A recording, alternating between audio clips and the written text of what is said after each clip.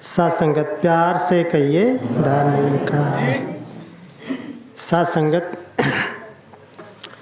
जीवन में बहुत से प्रश्न ऐसे होते हैं जो अनसुलझे होते हैं। मनुष्य जिंदगी भर उसका उत्तर खोजता रहता है लेकिन खोज नहीं पाता है। इसी तरह से जीवन में कुछ अध्यात्म से जुड़े प्रश्न हैं, जैसे कि मैं कौन हूँ। इसका उत्तर भी संसार खोज रहा है लेकिन खोज नहीं पाता। और कहाँ से आया हूँ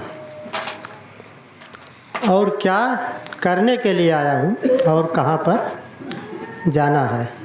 इसी बात को महात्मा कहते हैं, आए हो इस जहाँ में क्या काम है तुम्हारा, ठहरोगे कहाँ पर, लौटेगे जब दोबारा। तो इसका प्रश्न तो संसार खोज रहा है लेकिन खोज नहीं पा रहा है। इसका प्रश्न तो वही बता सकता है जब इससे पास आता है, माने जहाँ से ये आया है मानो उसके पास आता है। तो आया है निरंकार के पास से, तो जब निरंकार के पास आता है तभी इसका प्रश्न निरंकार बताता है कि मैं कौन हूँ। ऋग्वेद भी बताया है, जब ऋषियों और मुनियों ने हमारे समय के सद्गुरु से नाता जोड़ा तो उन्होंने इसका उत्तर पाया। तो ऋग्वेद में इसका उत्तर लिखा। तो ऋग्वेद कहता है कि तुम ब्रह्मास्ते, कि तुम ब्रह्म हो। ऐसी बात को आप कहते हो, तू ही निरंकार, कि आप ही भगवान हो। और फिर अपने ऊपर प्रश्न खोजता है कि मैं कौन हूँ। आप तो भगवान हो लेकिन मैं कौन हूँ। तब सामवेद कहता है कि अहम ब्रह्मास्मि, मैं भी ब्रह्म हूँ। क्योंकि जब मैं आपका अंश हूँ, ईश्वर अंश जीव अविनाशी, चेतन अमल सहस्र राशि। जब मैं आपका अंश हूँ तो मैं भी ब्रह्म हूँ।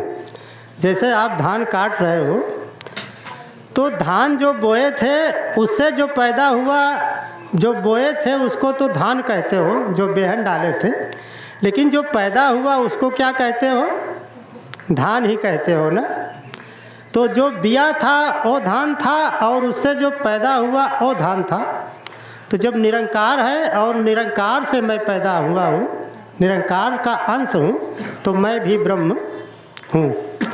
फिर अथर्ववेद कहा कि जब निरंकार मेरे अंदर है और मैं ब्रह्म हूँ तो यही निरंकार तो सबके अंदर है। तेरा रूप है संसार, सबका भला करो करतार, मेरी मांग है ये दातार। आप कहते हो ना। तो जब सबके अंदर निरंकार का अंश है तो सभी ब्रह्म है।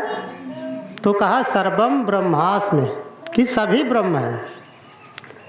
और जब ये दृष्टि आ जाती है तब सभी को ब्रह्म मान लिया जाता है। फिर ना कोई बैरी ना बेगाना, सकल बनन को है।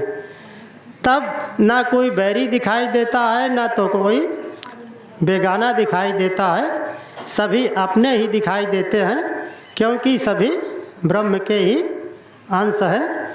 तो इसका उत्तर समय के सद्गुरु के द्वारा मिलता है। दास भी पहले अपने को नहीं समझ पाया था। सिर्फ वही आधार कार्ड तो पहले था नहीं, ये तो बाद में बना। तो जो नाम और पता था, जो जात थी, मैं वही अपने को जानता था। और जिस गांव का रहने वाला था मैं वही जानता था कि मैं यहीं का रहने वाला हूँ। लेकिन जब समय के सद्गुरु से नाता जुड़ा तब जान पाया कि मैं कौन हूँ, कि मैं भी ब्रह्म हूँ। तो साथ संगत सद्गुरु ने आपको अपना उत्तर बताया। जब आप ब्रह्म हैं तो आप भी वही आचरण और व्यवहार कीजिए, यानी आपको भी वही आचरण और व्यवहार करना है जो आचरण और व्यवहार सद्गुरु करता है। सद्गुरु जो है सबको एक समान दृष्टि से देखता है। तो वो दृष्टि आपको मिली है। आपके निगाह में ना कोई छोटा है ना कोई बड़ा है। जो हमारे समाज में विषमताएं फैली थी, जात-पात, भेदभाव, ऊंच नीच, छुआछूत, ये दृष्टि अज्ञानता के कारण थे। जैसे अंधेरा रहता है, अगर सांप पड़ा हो तो रस्सी दिखाई देता है, रस्सी समझ में आता है और लोग उसे उठा लेते हैं।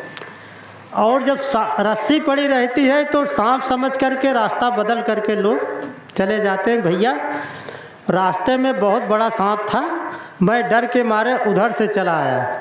तो लोगों ने कहा कि भाई चलो देखिए कहाँ पर सांप है। जब रोशनी लेकर आए तो देखे वहाँ रस्सी पड़ी थी। तो यानी अज्ञानता के कारण ये समझ थी, यही समझ हमारे जीवन में थी और आपके जीवन में भी थी।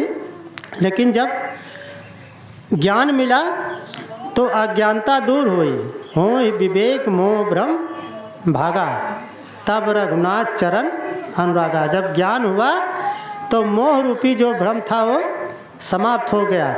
यानी तब मैं ये समझ पाया कि मैं ईश्वर का अंश हूँ, तो सभी ईश्वर के अंश हैं, तो सभी ब्रह्म हैं, तो सबको हम ब्रह्म की दृष्टि से देखते हैं। इसीलिए समय का सद्गुरु आपको सबका नमस्कार करा रहा है, सबका सम्मान करा रहा है। तो साथ संगत यही जीवन के कुछ प्रश्न अनसुलझे हैं, ये समय के सद्गुरु सुलझाता है। और मैं करने के लिए यहाँ पर क्या आया हूँ। संसार आप धान काट रहे हो तो लोग इसी कृषि कार्य में व्यस्त हैं और संसार की माया इकट्ठा करने में लोग व्यस्त हैं। लेकिन ये नहीं जान पाते हैं कि मैं वास्तविक काम क्या है मेरा। मिला है तुझको ए मानव तन, केवल प्रभु के पाने को, कहे अवतार तू जग में आया, जीवन लाभ उठाने को।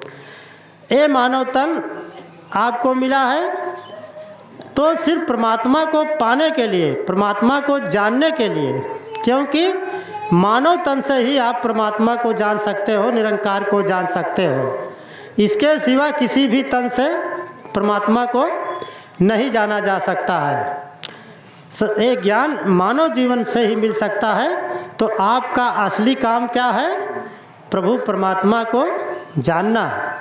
जो समय के सद्गुरु के पास आ गया वो तो जान लिया और अपना असली काम कर लिया, और जो नहीं नाता जोड़ पाया वो अपना असली काम नहीं कर पाया।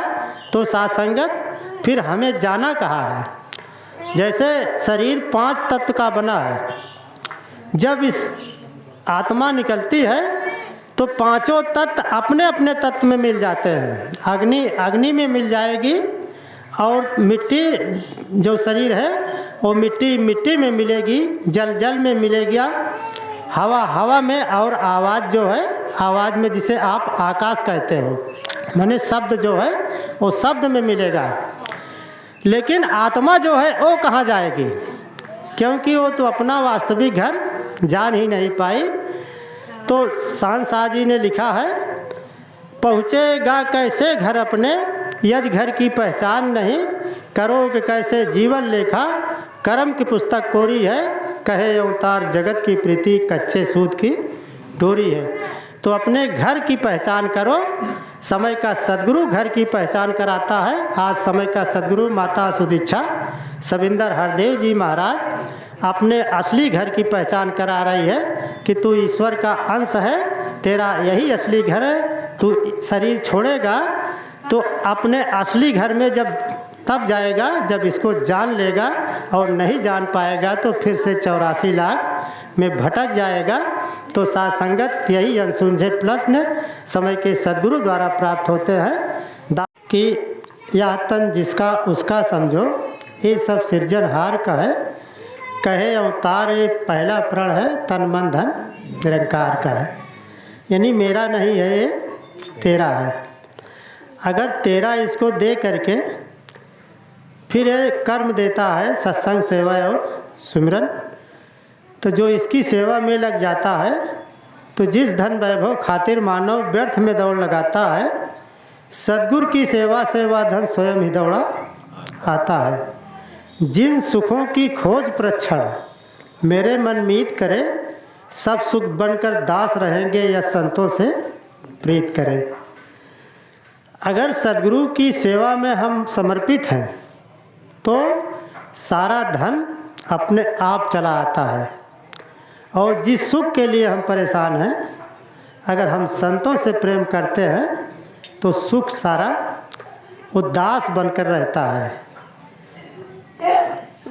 कहा गया है कि पर भक्तों से माया रानी सदा सर्वथा डरती है, कहे अवतार भगत जनों की माया पानी भरती है। माया जो है, धन जो है, ये भक्त जनों का सेवक होता है, सेविका होती है, ये अपने आप चले जाते हैं। और दीपावली का जो पर्व मनाते हैं साथ संगत, रावण पर विजय प्राप्त करके जब राम 20वें दिन आए थे अमावस्या के दिन अयोध्या में, तो उस समय जीवन में अयोध्या वासियों को बहुत खुशी मिली थी। राम आए थे और लक्ष्मी की अवतार सीता जी जो बिछुड़ गई थी वो भी मिली थी, तो उस खुशी में दीपक जलाए थे हर जगह। तो उस वही पर्व धीरे धीरे लोग बदल करके धन प्राप्त करने के लिए लक्ष्मी की पूजा करते हैं, लेकिन वास्तविकता है कि निरंकार मिला था जो वनवास में गया था और सीता जी गई थी, वो आई थी, उस खुशी में ये हुआ था। तो कहने का भाव जो भी महात्मा जी बता रहे थे, रावण के ऊपर विजय प्राप्त किए थे, तो रावण के 10 अवगुण थे। आपने सुना होगा कि रावण के 10 मुख थे, 10 शीश थे। और गांव में आपने सुना होगा लोग कहते हैं, अरे यार इसके तो अनेकों मुख हैं, जब देखो तो कहीं कोई बात कहता है तो कभी कोई बात कहता है। इसकी बात का कोई डर नहीं है, यानी कभी कुछ कहो कभी कुछ कहो, थोड़ी थोड़ी देर में बदलते रहो। तो कहते हैं कि अनेकों मुख हैं इसके। तो रावण के 10 अवगुण थे, इसी से 10 मुख कहा गया है। 10 अवगुण कौन थे?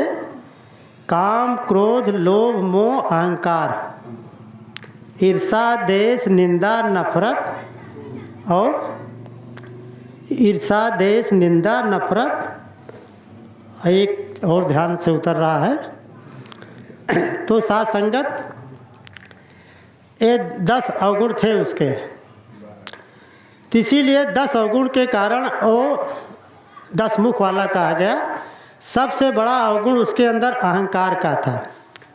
जब मानव के जीवन में अहंकार होता है तो भी रावण की तरह हो जाता है। आपने गांव में देखा है, जो अहंकारी होता है वो भी बड़ा बदमाश टाइप का होता है। तो राम ने रावण पर विजय 10वें दिन पाए थे। तो यही है कि 9 प्रकृति है, ये 9 माया है, ये 9 वस्तु जो दृष्टिमान है इसको कहते माया है। 10वां ब्रह्म है, इनसे न्यारा इनके बीच समाया है।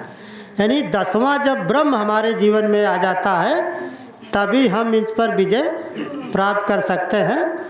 तो समय का सद्गुरु के द्वारा जब ज्ञान मिलता है हमें, तब हमारे अंदर से ये 10 अवगुण जो है वो निकलते हैं। वरना जब तक ज्ञान नहीं होता है तब तक ये अवगुण जीवन से नहीं निकलते हैं। बाबा जी ने कहा है, हो ही विवेक, श्री रामचरितमानस में कहा गया है, हो ही विवेक मोह भ्रम भागा, तब रघुनाथ चरण अनुरागा। जब ज्ञान होता है तब मोह रूपी भ्रम जो है वो अपने आप समाप्त हो जाता है। जैसे अगर अंधेरा हो, अगर दीपक जला दो तो अंधेरा को भगाना नहीं पड़ता, अंधेरा अपने आप भाग जाता है। इसी तरह से जब ज्ञान होता है तो अवगुण जो है अपने आप समाप्त हो जाते हैं और ये सद्गुरु की कृपा से मिलता है।